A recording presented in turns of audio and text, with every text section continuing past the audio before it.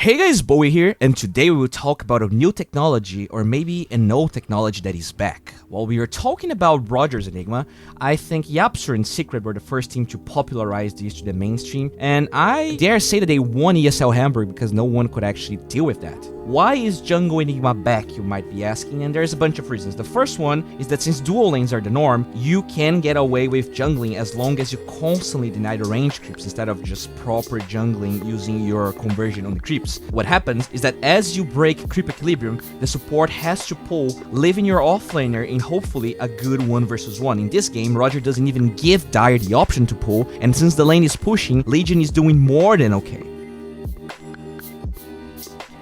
One thing to note is how he goes back to a creep wave to deny a creep instead of going to the lane. If you deny them close to the enemies, they will benefit from the experience deny since they are nearby. And by going to the next creep wave, no one gets the experience but Rodjer. You can see that Rodjer is not jungling full time necessarily. All he cares about is disrupting the creep wave so that he gets farm, Legion gets solo lane experience, and since Silencer took the ward down, he goes for the offlane pull once the lane pushes, giving them a kill.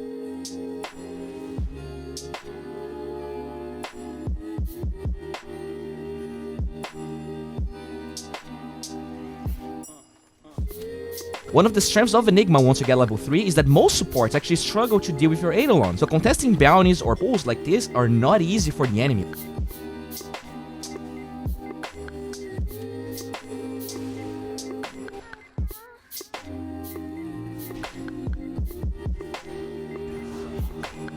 Look how he waits for the Arcane Curse to end to go for the Malefice, getting the bounty, a kill, and jungling right after that while finishing his Arcane Boots.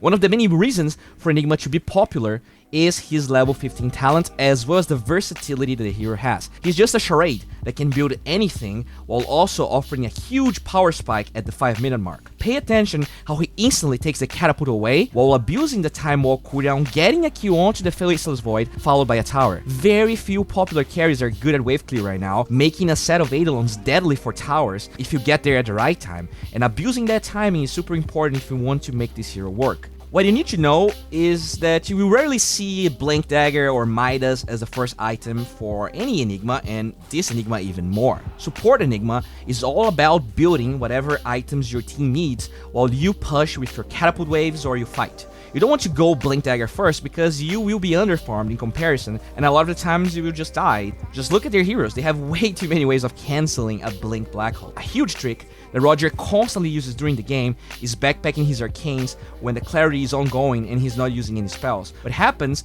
is your mana regen is the same, and when you disassemble your arcanes and actually backpacks the booster, not only are you actually getting more mana percentage-wise, when you remake the item, you still have the same cooldown. So that is huge. It's very popular for Enigmas nowadays to choose between Greaves, Crimson Guard, or Pipe, depending on the type of damage Dire has. Sometimes you will see Helm of the Dominators, but I'm pretty sure Yapster went for the Greaves or, these defensive items in every single game that he played for ESL Hamburg.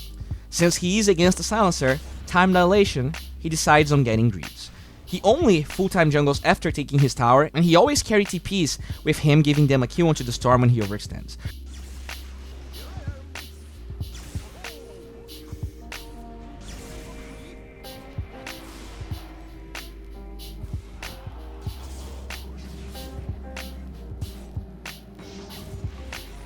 Once the 10-minute mark comes, you already see him grouping with his team in the mid lane, and Dire has no means of stopping the push. This is one of the key aspects of the support Enigma. While you normally struggle to fight with Black Hole, getting ready for catapult waves and also rotating to deny catapults is huge. Not only the experience is super important on your hero that wants the level 15 as fast as possible, it makes sure you're pressuring towers more than the enemies. The strength of the early Greaves and the mech timing can be easily felt, especially if you have another hero that pushes well like the Pugna. Thanks to forcing the Chronosphere here, they group up and do quite a bit of damage with the Eidolons. Even when Dire rotates, you can see how tanky and hard to bring down the Enigma is, and how much space is creating just by being in position 4. As I said though, posturing for catapults and using your Eidolons is a huge part of playing position 4 Enigma. Rodjer already wraps around taking the catapult away while pushing with the Eidolons. Few supports can actually depush waves and push waves as fast and freely as the Enigma, while also having variable builds and going for different items. It gets to a point where Raiden is just not strong enough to group and push because of Dyer being great at defending towers with their spells and their cooldowns,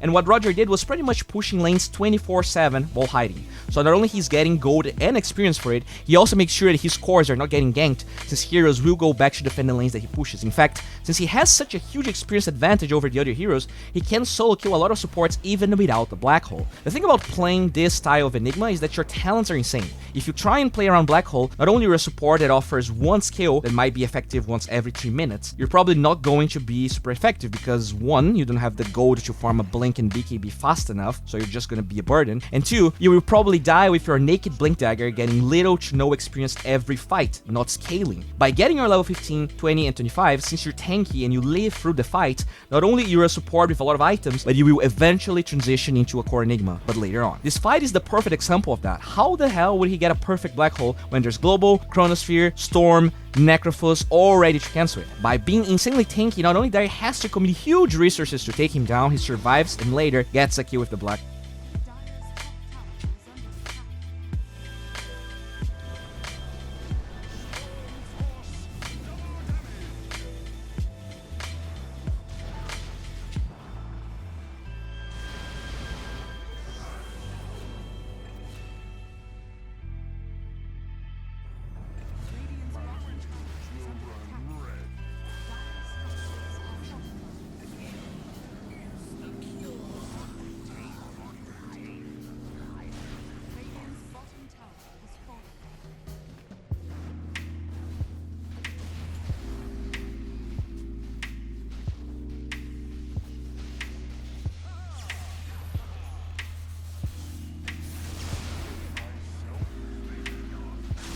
As he disengages, the core Storm has absolutely no way of killing him, and while he eventually falls, it costs them a phenomenal amount of resources and also drag them close enough so that Legion kills Storm later.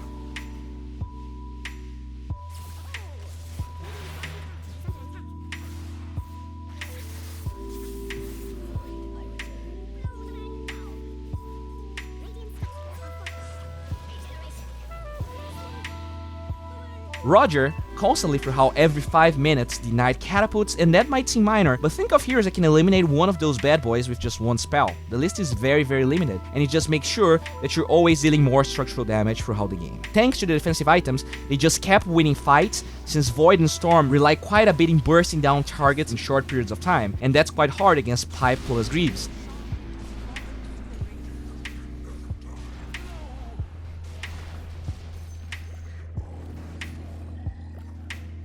And while it's still hard for him to ult, even with Greaves, look again at the amount of resources committed to take the Enigma and what that creates for his team.